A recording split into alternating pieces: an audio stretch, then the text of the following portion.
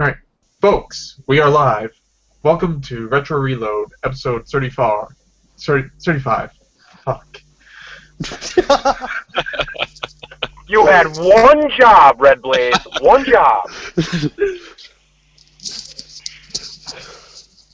Anyways, I'm emceeing tonight. I'm Redblaze. With me today, Pugmire. Hi, I'm T. Bugmeyer. The guy formerly known as Redbearder Gamer. Howdy. Got Turf. From a hotel room. Bad at Chaos. Yo, yo, yo. Hawkshot. All the way from China. And finally with us today is Chris, or Dashby, whatever you want to call him. Who is currently off right now. Rushing to the computer. Anyways, this week it's going to be T. Pugmire's birthday, so he chose some topics for us. Do you want to tell us what they are? No, because I forgot, actually. Nice. We're professional here at Retro Reload. Yeah, well, you know. It's been a long day at work. I kind of forgot what we were All right, talking the about. first You one had is, one job. as a parent, Yeah. what games, with your kids, wait. you play the rules for your kids for gaming. Oh, yes. Wait. Gaming and parenting, yeah. Alright, so we're going to actually talk about that? I don't really care. I kind of want to do it while we get Chris and Jason on, because I know they both have kids. I don't know that anybody else does. Yeah, I don't. I know you don't, but we can save it for a different time if we need to. I wasn't too No, worried. it's a good topic. Why don't you tell us, Tyler? You should start us off, and we can go from there. Okay. So I was just kind of curious how, how the other people, I mean, and even if you don't have kids, what was it like for you as a kid? Was in regards to gaming. Because I know we've talked about, did your parents play games back in the day, or even now? Yeah, so I thought it'd be kind of a cool idea to kind of flip that. Just, talk about, either us as parents or, you as a kid, how did gaming, how did it sort of relate, And I mean, I know I've talked about this in the past. I have 3 stepdaughters. They're a little bit older, but, so they didn't really ever play too many games, so it wasn't really much of an issue with me. So I'm just more kind of interested to hear what, like, Turf has to say. I mean, is there any, like, controls that you set with your kid, or is, I'm just kind of, I don't know, kind of a general topic, just how, All right, well, I mean, I'll jump off in here. I'll go first. Okay.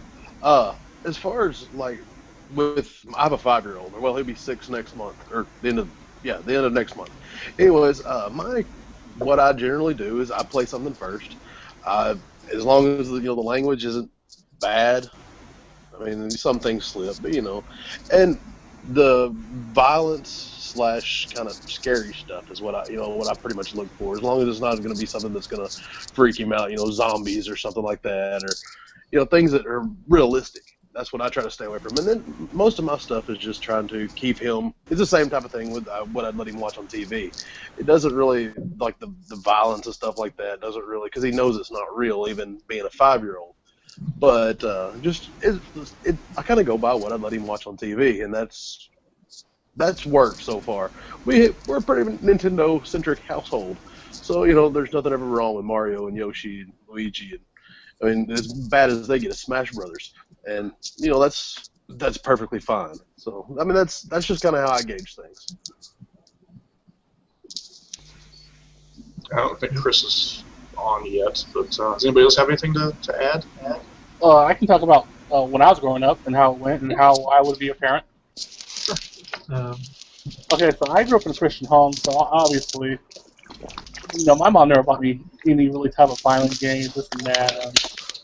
That's for sure. Like if I wanted Call of Duty, we're talking about like Call of Duty, like Big Red 1. We're not talking about modern Call of Duty. She actually would. She actually did buy me a copy one time for that. As a parent, I think it'd be like turf. I would play first, and if I thought my kid can handle it, yeah, I'll let him play.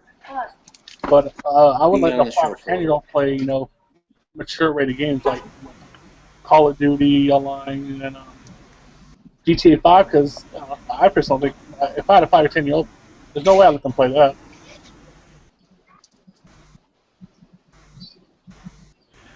Yeah, I mean, another thing would be just pretty much what my dad did the first time he saw me playing, actually, Resident Evil 4. He walks in, he saw the imagery, and it's like, are there any naked people in this? And I said, nope. And he's like, okay, just as long as it doesn't have that. So how old were you when this happened? Yeah, that was starting high school. Oh, okay. He's doing what's her name, it's his little thing where Hey guys, Hey. Hey, I'm not Chris. sure if you can you hear me? Yes. Yeah. I've got my son right here for a short little bit. I just got home. Hey. So basically, Thomas, tell him a little bit about what we do with you as parents. You're a gamer, right? Just like your dad. Yeah. So tell them about some of the stuff that we put in there to make sure gaming is fun but doesn't rule your life. Time limit. Kind of, how does it work in terms of earning game time and your time limits? I have to be good, and my time limit's usually 2 hours. But if I'm not able to use all of it, I bank it, but it expires on the same day, same time the next week. So it means I can't like save it for any time. I have to use it all. Yeah, so he gets 2 hours. He gets up to 2 hours a day based on good behavior, based on finishing his schoolwork and all that other stuff. And then he also basically can do. He can bank it. So if he saves up a lot of time, but say like Daisy has Taekwondo or whatever, we didn't want him to choose between Taekwondo and playing video games. So because video games Originally, Dad was gonna have it only be done on Saturday, but then I won't want to spend time with this guy. That's right. So we allow him to bank his game time, And I can use it any day, but he can except only. for when I finish using it or when it expires. Yeah, he can only bank time for up to a week away from the day that he banked it for. Yeah. So it is a bit of bookkeeping for him, me and his mom and stuff, and he's got like a timer by the game console and all that stuff, but Yeah. we think it's worth it. Do you feel like you get enough time to play your games? Sometimes. Do you think it's when you're playing? Yeah. So, and he's strategic about what games he plays and stuff, because he knows, he knows don't play The Sims 4 if it's going to take like 2 hours to load a single level. So, but. Well, Sims 4 doesn't take forever to load. Well, not anymore because we got a But new machine. Sims 3 takes forever to load. So that's how I do parenting here, works for us. Once I get back upstairs to my actual computer, I can tell you how I was raised gaming and stuff. It wasn't anything as elaborate as that. It was basically like I do a ton of gaming, and if my grades slipped below A's, I wasn't able to game until I corrected that.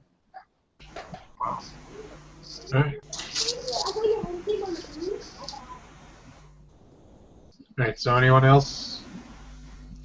Yeah, so my parents were kind of, someone else mentioned it too, but the same way about with censorship and thing in games. Usually they were more concerned about like nudity or sex or anything than violence. Probably because really I grew up right outside of city limits, so like guns and things like that. I mean, we just have those, and we've learned how to use those responsibly and stuff. So I think games with like shooting and like some violence and stuff, you see that in movies all the time. So I don't think they were really concerned about that.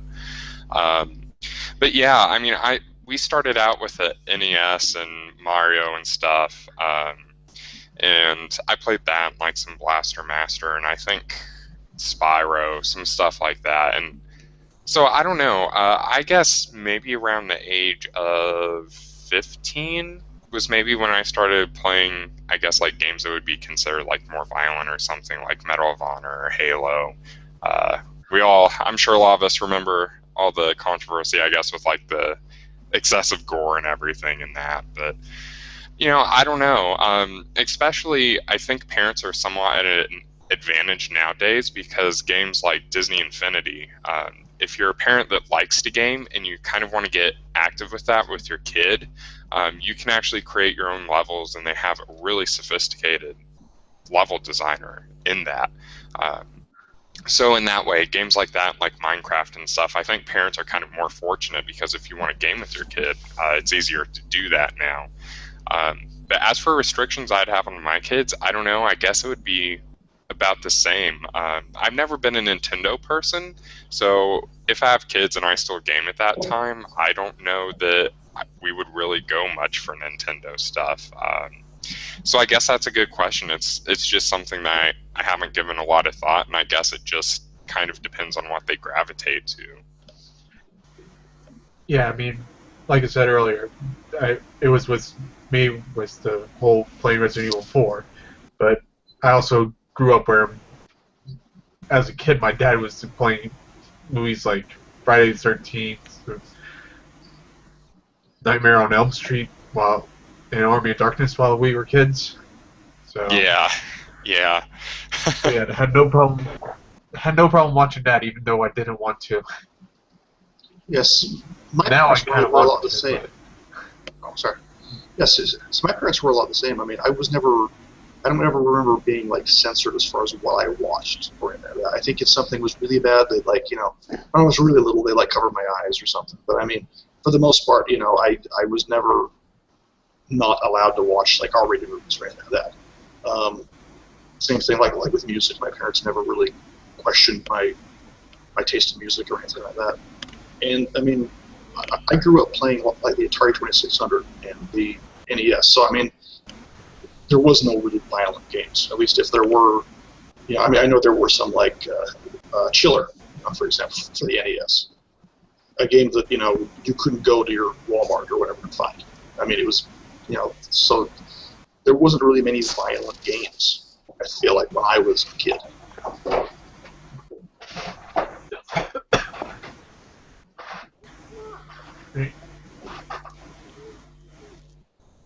Anybody else have anything to say? Yeah, just going back to like what we were doing, we were raised or whatever. Whenever I I think about in 6th grade when Mortal Kombat came out, that was a big deal because of the gore, and it was my mom asked for it for Christmas, and my mom actually sat me down and said, "Do you know what mortal means?" I said, "Well, yeah, you kill people." And it's a game. Of course, I kind of looked at her like she was crazy, but I'm like, it's a game, And here I am, 12 years old, explaining to her that this is, I understand this is fantasy. But so, I mean, when I was a kid, they did kind of some things. I mean, I didn't get to watch like scary movies or R-rated movies or stuff like that, but they paid attention to what I was doing, and I think I'm going to do the same thing. Yeah, I was kind of in the similar boat there, where as Tyler and I guess you, like, there weren't really violent games per se. When I mean, beyond like cartoon fantasy violence, like Blaster Master, Journey to Silius, that kind of thing. It was once I became a teenager that games like Mortal Kombat and stuff came out, but we still had an original Nintendo. So Mortal Kombat, I only played that because my cousin, he and we pooled our money and we rented it because he had a Sega Genesis. So one weekend when I was there, we rented it and we played that game for 48 hours straight. And then I was done. I saw every finishing move, every fatality, all that other stuff. We fought Reptile. We found the cheat code and all that other stuff. It was great. And then, fast forward a couple of years later, Mortal Kombat 2 came out for the Super Nintendo, and my uncle had that game, and I got to play about a half an hour of it, and then I wasn't allowed to play Mortal Kombat against him on the Super Nintendo anymore. So, but now as an adult, I'm kind of similar to you, Turf, in that I'll play the game depending on the game, you know, if it's not a E for everyone game, I'll play it first just to see what it's about, what the content is. There are certain games I just will not let my son play.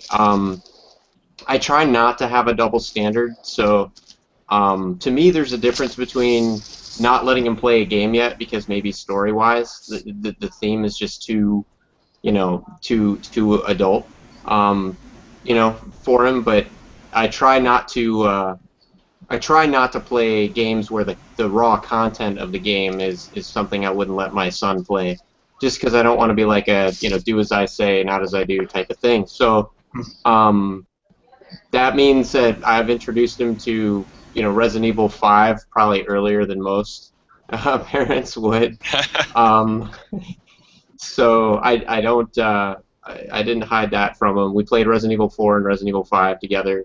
Oh, I'm sorry. He watched me play Resident Evil 4. We played Resident Evil 5 together because you could actually control the second character in that one. He did have nightmares. He went from like, I was playing Resident Evil 5 when he would go up to bed, and what would happen is he could still hear the sound, right? He could hear the music and the creatures and everything, and it would freak him out. And so finally, I was just like, you need to come down here and you need to see like what's actually going with all that stuff, and that freaked him out even more. But the one night, and I think I told the story before, one night he got so freaked out, he just comes running and like dives into the bed with me and my wife, and he's like burying himself under the covers, and I'm like, what is wrong with you? And he goes, zombies, I dreamed of zombies. And I said, son, go back to bed, and if you have another dream about zombies, I want you to repeat after me, I have a rocket launcher. And so and so like he goes back to bed, right? Sleeps the whole night through, right? The next morning he gets up and he goes, Dad, I had such an awesome nightmare. He goes, I blew away tons of zombies. And I'm like, that's my boy. And me and my wife's like, you're the worst father of all time, right? But it worked. After that, we were playing Resident Evil together. Like, we played for hours, and, you know, he absolutely loved it. And zombies don't really freak him out anymore, so I think it's all in how you introduce it to them, how well they're able to differentiate fantasy from reality. You know, so now it's like, he used to before be like, oh my goodness, monsters and all this other stuff, and now he gets it. He gets that monsters aren't real and all that other stuff. So.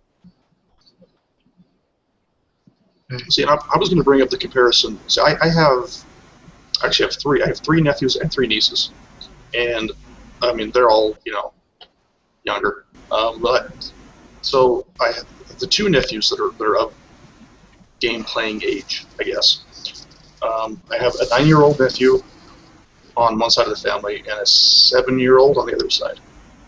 And as far as like gaming goes, I mean, so the 9-year-old is my sister's kid, and her and her husband don't really seem to, I guess, care really. I don't know how to phrase this, but they so he doesn't play the games, but he watches her husband play the games, and he plays all the violent games. So he, at 9 years old, I mean, I don't think it bothers him.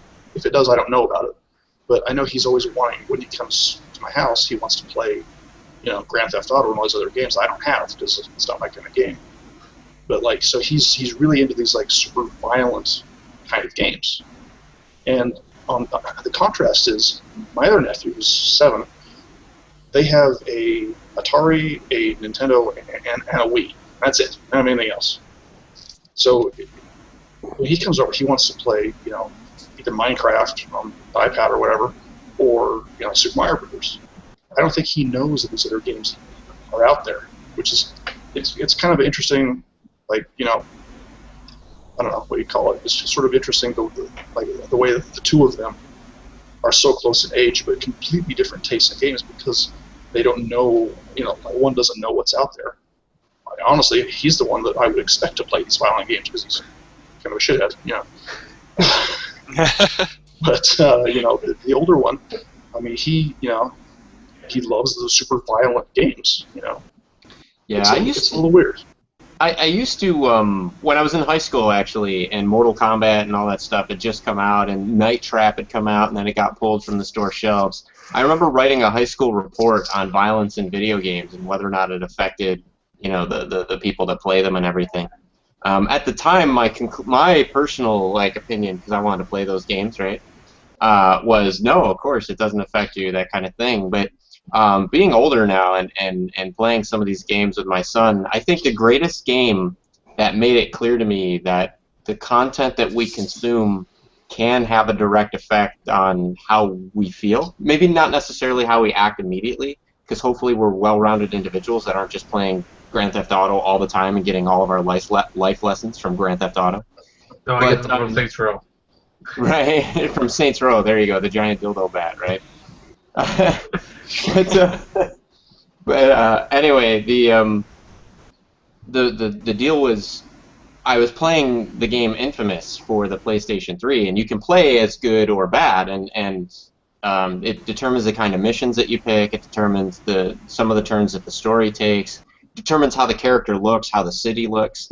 And one of the things that I noticed for me personally, and I thought it was just me until my son would always, the first time I'm playing through the game, I'm doing everything I can to avoid collateral damage, to avoid hurting people, to try to be like as Johnny Straight Arrow as I can to keep in the good ending, toward the good and get the good ending.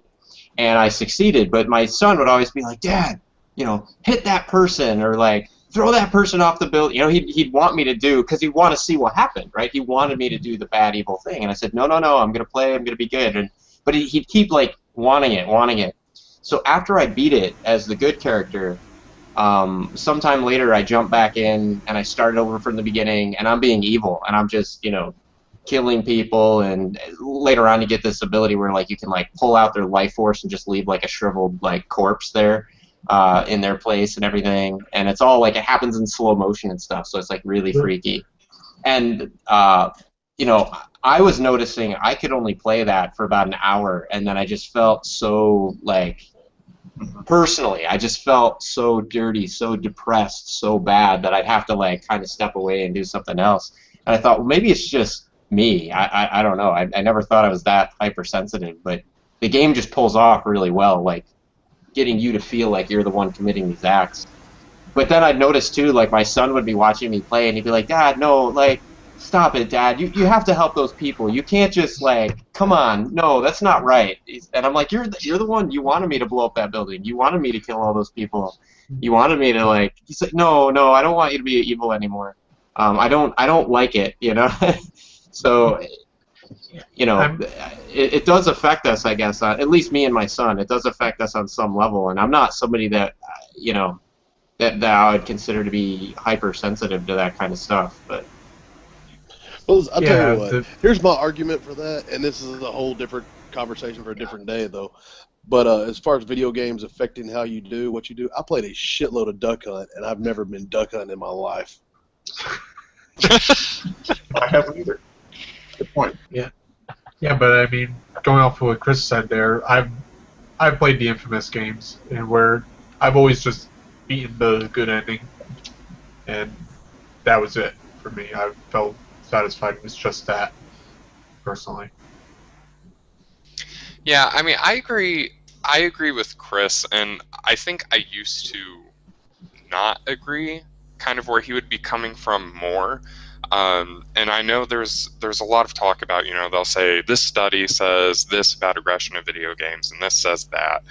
And I think in general, and I mean, I don't really have any psychological studies or anything to reference for this, but I think everything that we intake, especially with media, I mean, it's going to affect us in some way. And that doesn't mean it's going to change our personality or necessarily, like you said, make us go out and rob banks or anything.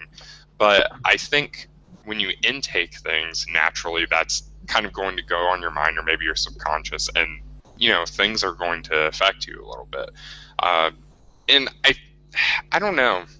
I think it may be something, especially more with maybe younger children because they're more impressionable, but it just depends. One reason I like games, especially as I'm kind of getting older, I've gone more towards story-heavy stuff, and that's kind of why I like RPGs and visual novels, because they do have these deeper ideas where they start to get into actual life philosophies, asking, especially nowadays with things like Danganronpa and stuff, these ideas of hope versus despair, and kind of good versus evil. And I do think a lot of these things are just reflections of issues that the world is kind of currently going through and such. But I do think if you intake violent video games all the time, or non-violent ones all the time, or kind of go deeper and look at these philosophies that games try to put out there, I do think those things can affect you to a certain extent. Well, can't anything that you take in, I mean, is going to affect you. So, I mean, video games, Right. TV, books, I mean, even just, visual art, anything that you take in is going to shape what you do and how you think. So, do video Right. games really And- cause violence? Well, I don't necessarily think that they cause it. I mean, it's like people said with, in the 80s, you had all the metal music and everything, and it's like, people didn't suddenly just start shooting people and killing people and stuff like that. Of course not. But at the same time, I mean, I think when we use things, that's more of a reflection of how we already are rather than something impressing us to be something different. I always say that if you're going to play a game or you're going to listen to music, I think that's more of a reflection of what you want than that actually changing you to be a certain way. But I do think even on adults, it can have an effect, if especially like I said, if you're looking at these games that start presenting philosophies and life ideas and this is how life goes or something. I mean, especially games for me like Persona, where it talks about people having really these different faces. I think there's a certain amount of kind of truth to the statement that it does affect us, but at the same time, I also think it plays a mirror as well. It's not just these things affecting us, but it's us also picking those things because we like them for whatever reason. Yeah, I think I see where you're coming from, and for me, I guess, as kids when we're younger, I guess my perspective is kind of, and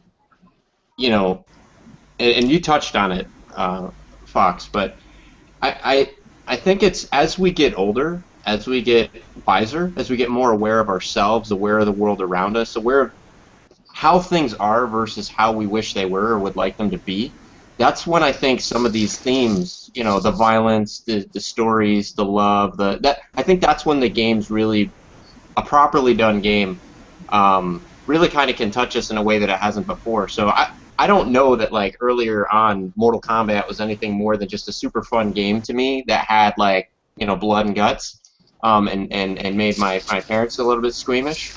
But, now when I play that, I kind of see it, for what it is. It's kind of like a silly, over-the-top game that's capitalizing on violence to get a leg up over Street Fighter, kind of thing.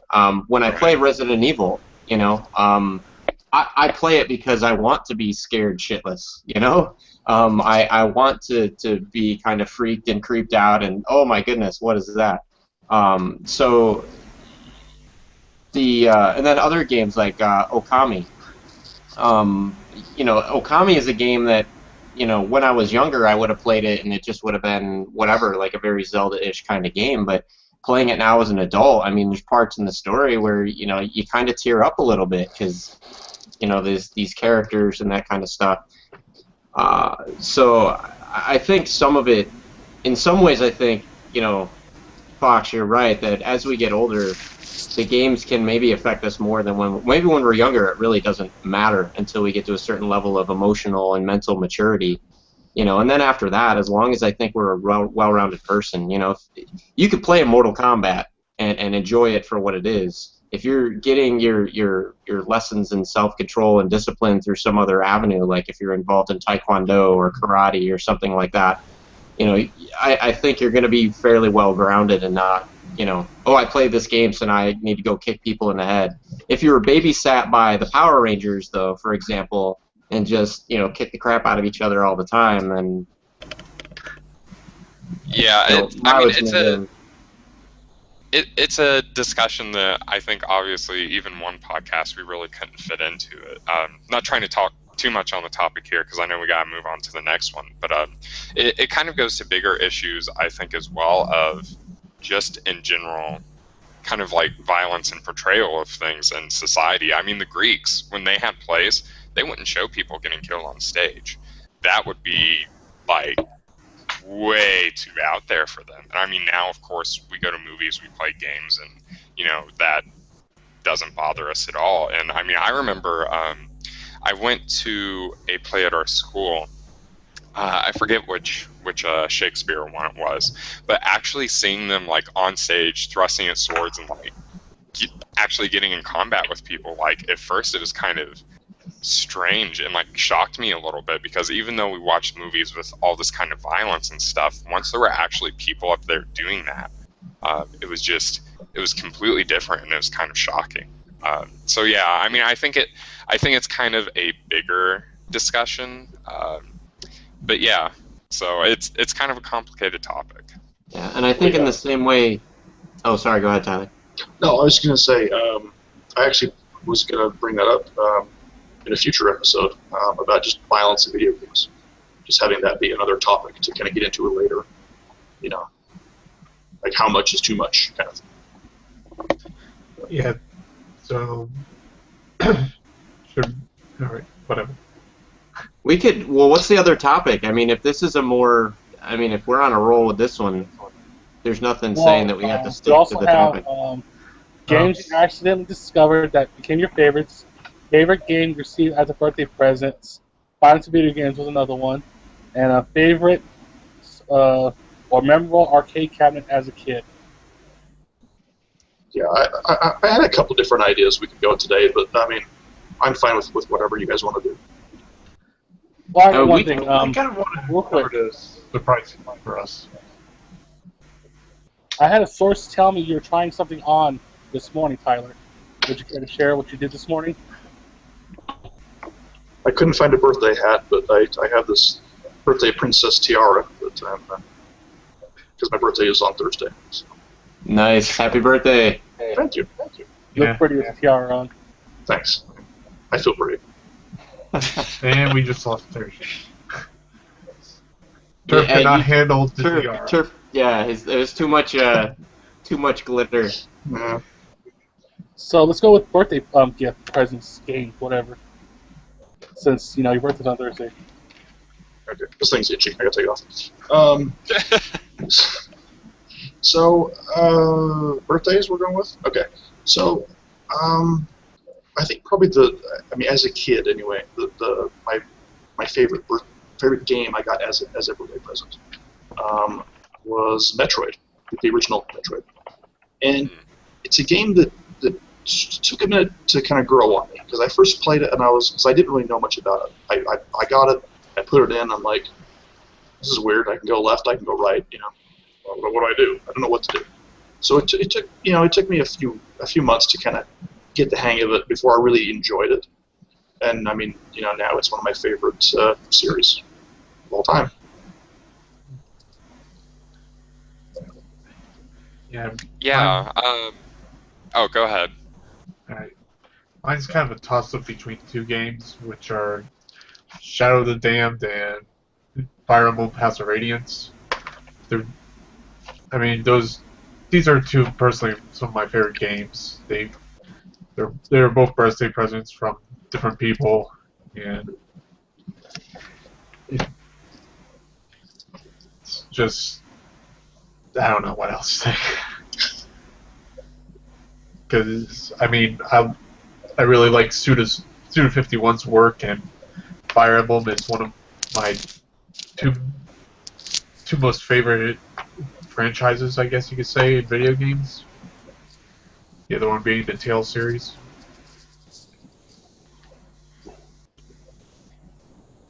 So yeah, not really that exciting there. No, that's good. Especially the new Fire Emblem's looking pretty good so far. But I think it's hard for me to actually remember any that I got for my birthday, because usually my birthday is kind of around Christmas, so that kind of gets mixed up and everything with it. But I think one of the favorite things I remember that I got was a accessory pack for my Game Boy Advance when that came out. And I can't remember if I got it for my birthday or not, but Super Mario World. they had that on the Game Boy Advance, and I got like a battery charger pack and like cable and stuff. Nice. So that was probably one of my favorites. Like I said, I'm not a big Nintendo guy, but that was a fun game, and I think I beat like pretty much all of it. So. Actually mentioning accessories there, it reminded me that one of my first video game presents was a storage case for the Nintendo 64.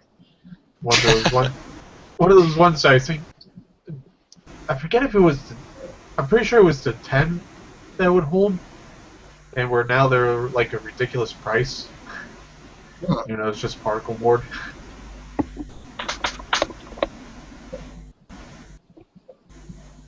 Would you like to hear my depressing story? Absolutely. Yes.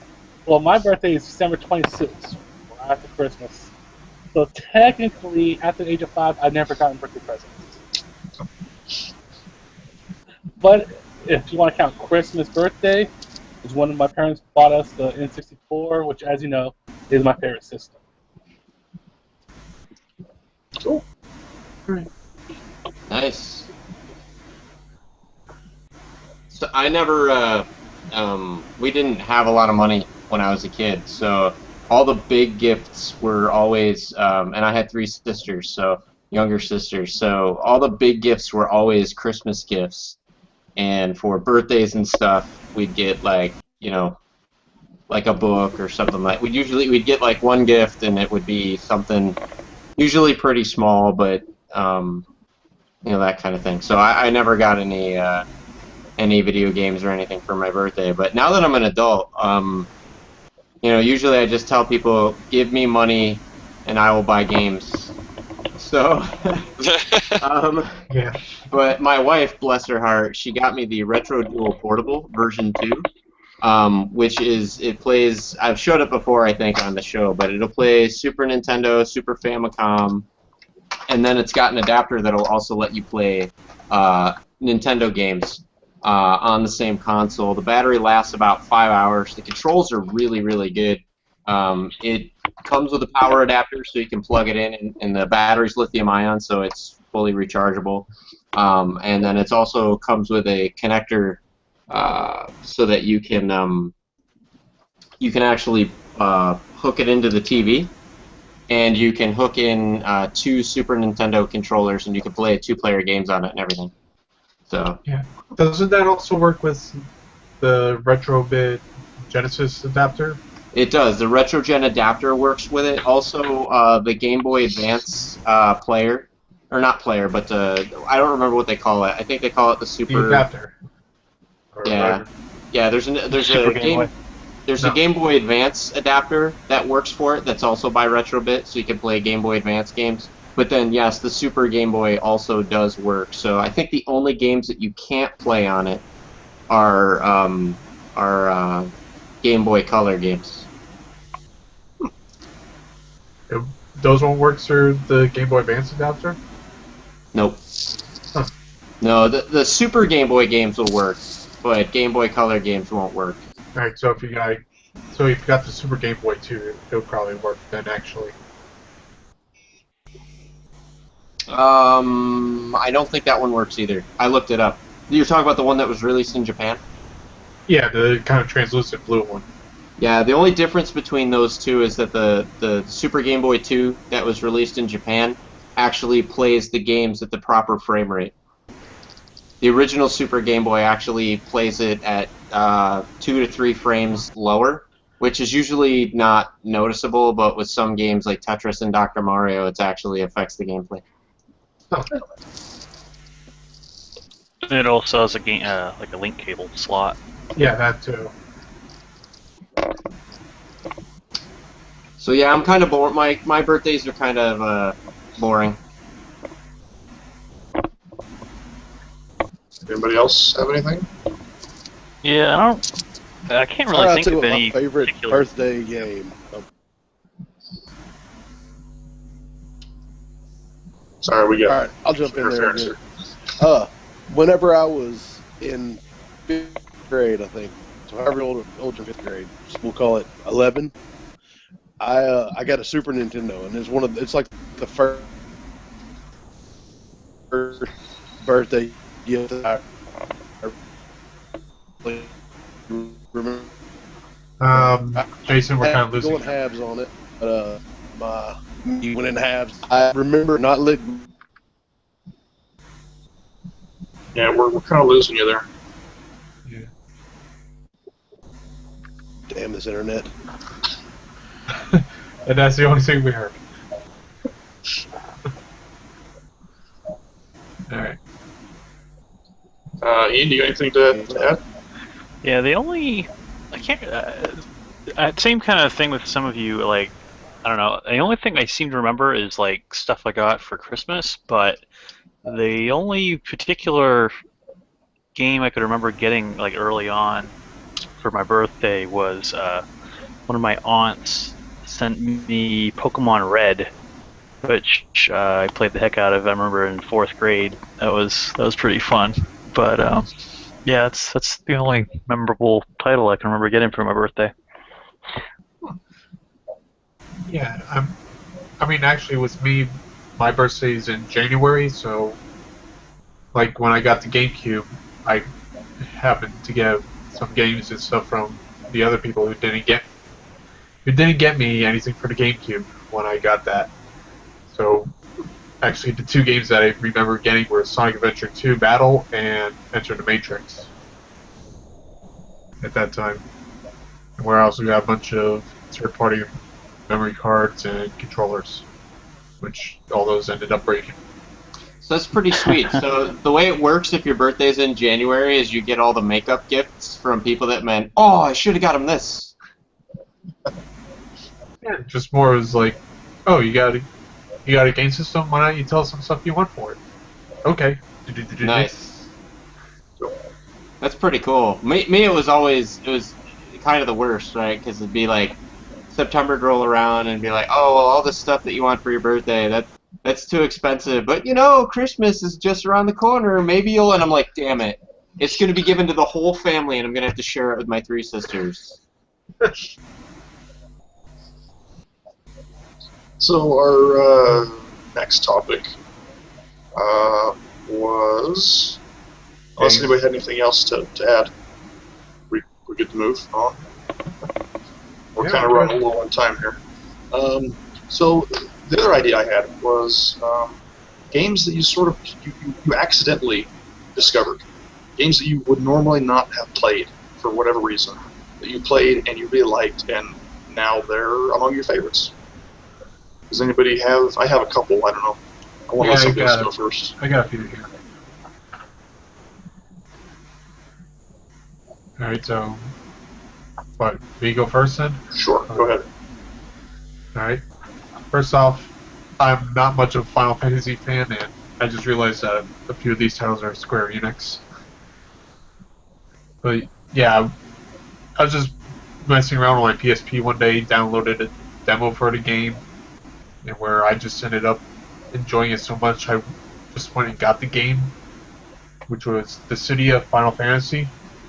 The Final Fantasy fighting game, and I just thought that the combat system was unique at the time, and I really loved the fact that I could actually beat up Cloud.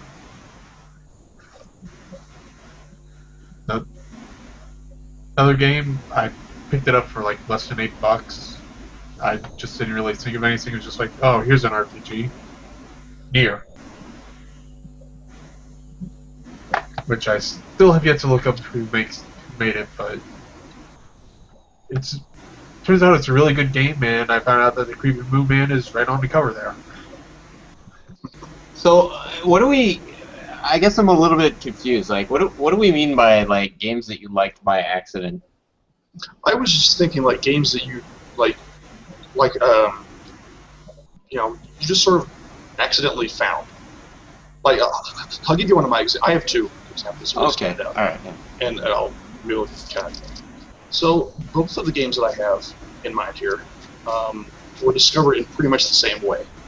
So back in the day, I'm sure some of you may have experienced this, but when you go to the store, you go to I don't know, Walmart or whatever store you had, they used to have in their electronics section, they would have PCs, and not like today when you go to Best Buy, they have like a little demo thing of what it can do. It was these computers were actually a lot of times running actual games, actual software. You could actually you could walk them and start playing, to kind of, I don't know why, but so both of these games are PC games that I found on just by doing this. I walked into a store, they had it on display. I started messing with it, figured out what it was and how to play it.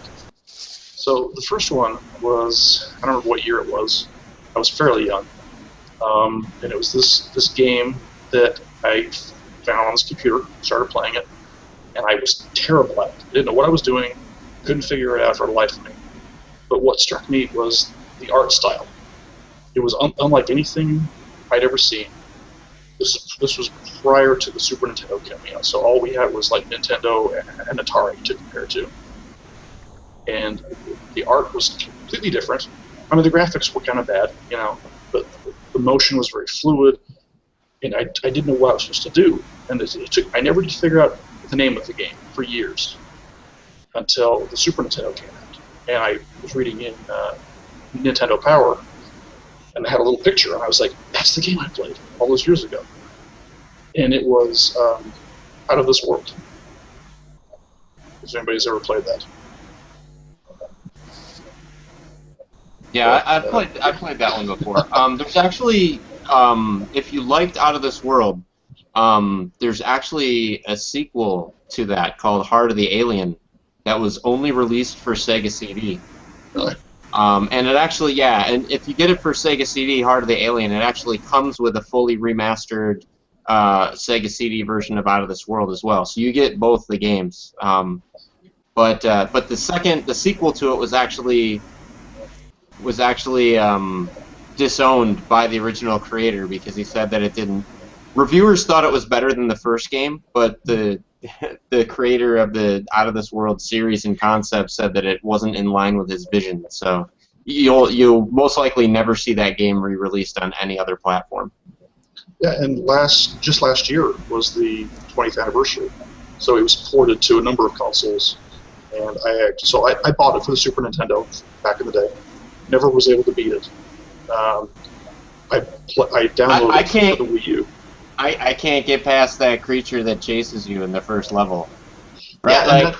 Yeah, and that's the problem I had during the demo in the store. I was like, what am I supposed to do? I had no idea what I was supposed to do. It was really the art that kind of drew me in. Yeah. But so I downloaded it on the Wii U, and I actually just beat it last week. So I've been playing this game for 20 years. I was finally able to beat it just last week. So. Nice. So you have beaten Out of This World now. Yeah. Nice. Congrats, and I'm sorry, I guess. Yeah. No. And the other game that I had in mind was, again, another PC game that I discovered in a store. This is a different store. And I walk in, I'm just messing around, and there's this, it's kind of pixelated graphics, and there's like, the scene is like a dumpster. And I pick up the mouse, and I'm just like clicking on the dumpster, and it's like somebody's hitting it, or shooting at it. And I'm like, what the hell am I supposed to do? It's totally lost. I finally accidentally clicked on the lid of the dumpster. It pops open, and out pops the guy from Ben from Full Throttle. I don't know if anybody's ever played that one. And when I bought my first computer a few years later, that was the first game I bought. It was Full Throttle. Yeah, that was one of the early ones that Tim Schafer worked on. Yes. Yeah, I mean, I haven't played it, but I definitely know about it. Oh, it's a great game. I mean, it's I don't know how to describe it, but it's great. If you haven't ever played it, if you can find it, it's not on Steam or anything like that. It's kind of rare, but it's a great game. Yeah. Another one I have, it was free on PSN. I don't even know what drove me to download it, because I'm not really a big fan of open world games. but for some reason, just something clicked with me, and that was the Saints Row to Third. For some reason, I just knew that it wouldn't be serious, and I I don't know. I just kind of went headlong into it, and where I just ended up enjoying it. Went and bought the second one afterwards, and I was not a big fan of that, honestly. Then the fourth one came out, and I had a whole lot of fun with that. Not as good as soundtrack, but still pretty good. I guess I'm with Red Blaze a bit in terms of like I don't really have any like accidental games or games that I like stumbled upon that I was like, oh my goodness. But what does happen quite a bit is Sony will release stuff on the PSN for part of PlayStation Plus, and I'll give it a download. I just heard so much negative stuff out there, believe it or not, even though there's tons of great stuff out there. For some reason, I only heard all the negative stuff about the Tomb Raider reboot. And so for a while, I just didn't, I just kind of panned it. And when it was free on PSN, I was like, I'll give it a download for free. The price is right. And then I was like totally hooked, and I couldn't put it down. And it's one of the few games in the last like 5 years of my gaming that I've actually like committed to like sitting down, playing through, and beating. So I guess other games that would somewhat fall into that category. I'm trying to think. I can't really think of many other games. I mean, I'm pretty deliberate in the game choices that I make. When I stumble across games at yard sales and I play them and everything, I buy them and play them because I think I got a good deal on them or whatever. I almost always end up, going, oh wow, I know why I never heard this game, and I know why it wasn't in my wish list. So usually my wish list on VG Collect, which is a great website, by the way. If people haven't heard of VG Collect, VGCollect.com. Save the people you love up to 44% on buying you games you already own. Put together a wish list, and put together a wish list and tell them, this right here, this is what I want. Everything else, stay away. I don't care how good the deal.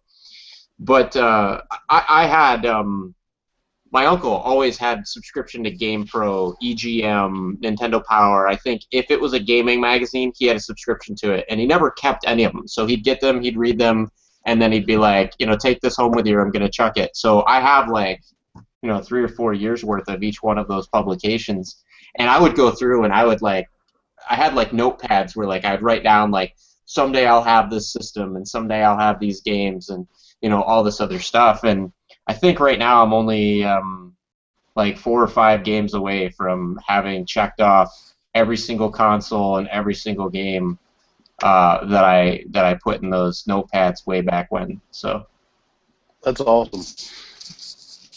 That's pretty cool.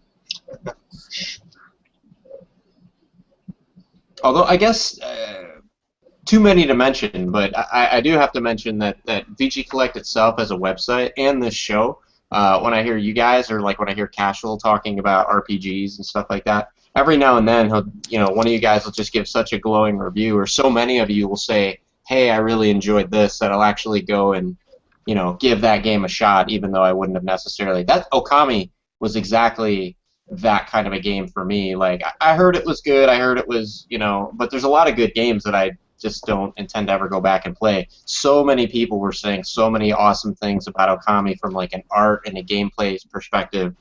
I decided to actually pony up, get the game, and play it, and it's a fantastic game. Yeah, I think that kind of stuff falls in this category. I mean, things that you just normally wouldn't have played on your own. Yep. Anybody else have anything? Or? I had a PS4. Can y'all hear me? Yeah. Sort of. I guess. Okay, cool. Sort of. How about now? My sexy voice. Anyways, the sexy voice works. I think you have to keep talking in the sexy voice. I'll keep talking in the sexy voice. Just like this. I will romance every one of you. Anyways, I bought Putty Squad for PS4, and it was super cheap, and I got it. It was like 15, 20 bucks at GameStop, and I had a lot of fun with that.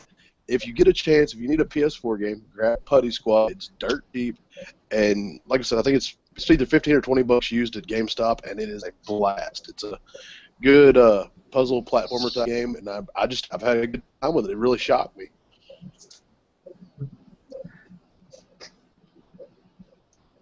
Yeah, I think if you're gonna do the sexy voice, you gotta do it with a little bit of a William Shatner kind of talk to it.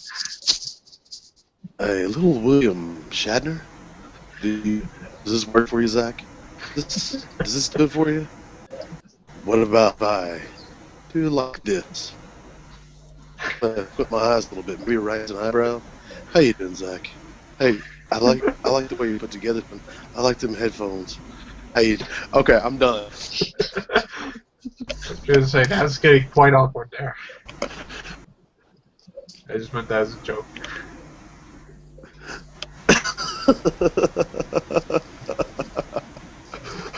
All right, anybody else got anything that was a surprise? Laura, I'm going to try to rack my brain trying to come up with something.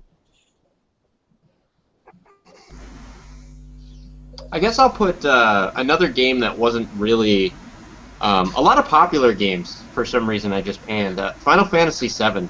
I was in before GameStop was GameStop. I think they called it Electronics Boutique. I don't know if anybody remembers that.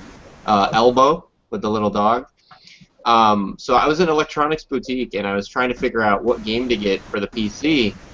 And I was with a friend of mine at the time, and he goes, "Dude, have you played Final Fantasy VII?" And I'm like, "No." And he goes, "Oh, you have to play it." And I'm looking at the graphics, and I'm going like, "Why do I want to play a game with like N64 graphics on my, PC?" And he goes, "No, no, no, it's a PlayStation game." I'm like, "Oh, great, a PlayStation game with N64 graphics, even better." He's like, "Just shut up and get the game, right?" So I grabbed it, and I played it. I ended up playing it for 3 months straight. Fortunately, I got it just before spring break, and I played it all through summer. But I got to Sephiroth, the final form of Sephiroth, and I had not leveled up far enough to beat him because I was trying to beat the game before my next semester of college started up. And I wasn't strong enough to beat him, but I was too powerful for him to beat me. So I kid you not, like I battled Sephiroth for 2.5 hours, and neither he nor I had like shed significant hit points. And finally, I was just like, "F it," and I literally Control Alt Delete and end task the game because you couldn't exit out of a battle. And I was like, I'll grind at some point, and then years went by before I actually ever went back to the game, and by that time I'd forgotten so much of the story I just decided to replay through the whole game on PlayStation. But I was surprised, because before that I wasn't really a huge... I'd played Final Fantasy Legend on the Game Boy, but other than that I had never really played very many RPGs, other Dragon Warrior, but that one, everybody's played Dragon Warrior, but... So I was surprised that I liked that one. It was really slow. The first hour of the game was very slow for me, and then at some point, I don't know when, I became hooked in the story and had to keep playing. Yeah, I mean, I guess I kind of have a similar tale with the Tales of Symphonia, because a friend of mine just gave me the first sticks that you gotta play this, just play it. I played it, I beat the first disc, and where I ended up buying my own copy right afterwards.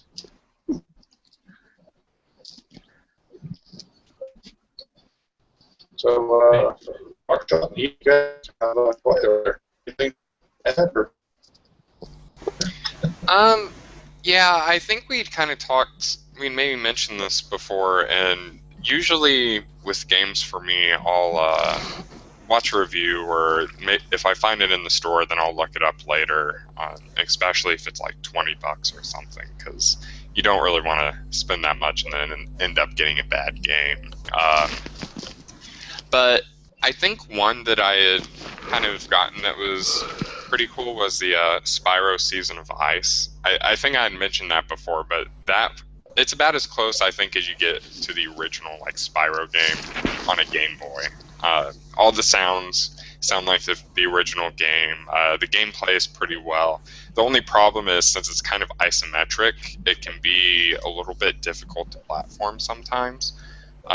But other than that, it's a neat little game. I haven't played. I think it's like Season of Fire. It's like another one or something. But Season of Ice was pretty good. It sounds like a Spyro game, and it plays pretty well. And so if you like the original Spyro game and you want one for your Game Boy Advance, I might suggest that one if you can find it cheap. You know, I'll just say if you're going to play an isometric Game Boy Advance game, just use the Game Boy player on the GameCube. It's something to help us actually navigate that a hell of a lot better. And anyways, anybody else got anything to say, or are we going to wrap this up? I'm done. Like we're good. All right. All in, folks. This has been Retro Reload. I'm not quite sure how to wrap this up, so if somebody else wants to if anybody has any final words, please say them now. Folks, this has been Retro Reload, and this is my bald head. We wish you a good night, and may God have mercy on your soul if you play violent games around your kids, because they will grow up to be axe murderers, and it will be all your fault. Sure. All right, and I guess on that note, this is my long hair. Nice. You need to come on in violent games. You need to come on in pigtails next time. Nope. We can send you a tiara. Yeah, I have one. Princess Pugmire can send you a tiara. Tell you what, if this video gets 1,000 likes within a week, I will. Challenge accepted.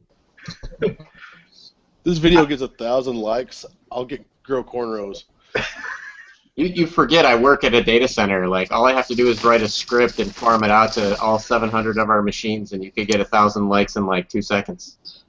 Then why haven't you done that? I haven't had a proper incentive until now. Yeah, now you do. You just need to motivate me, that's all. All right. We are off air, right? No. No, we're not. All right. All right, I'm stopping it now.